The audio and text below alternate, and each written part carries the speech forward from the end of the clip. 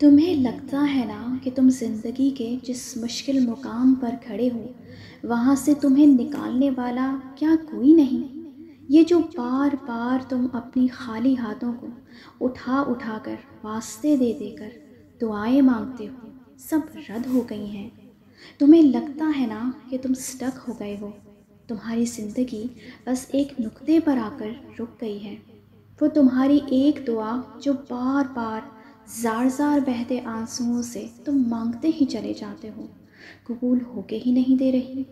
کچھ ہو ہی نہیں رہا، روزانہ وہی جاگنا، سونا، محنت اور دعا، پھر بھی کچھ ہوتا ہوا دکھائی ہی نہیں دیتا۔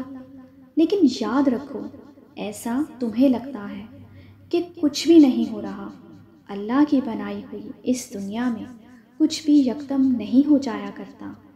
ہر چیز کو وجود میں آنے کے لیے ایک عمل سے گزرنا پڑتا ہے۔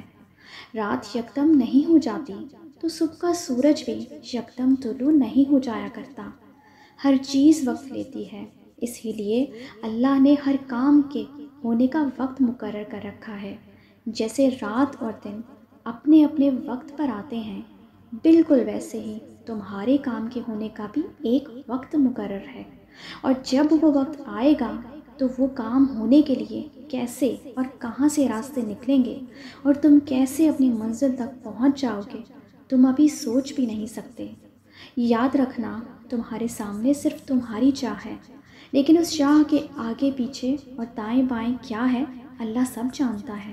سو پریشان ہونا چھوڑ دو، بس یقین سے مانگو، خوب مانگو اور مانگتے چلے جاؤ، صرف اس ایک ذات پر توکل کر کے، کیونکہ اس نے دینا ہے، صرف وہی دے سکتا ہے اور وہی دے گا انشاءاللہ۔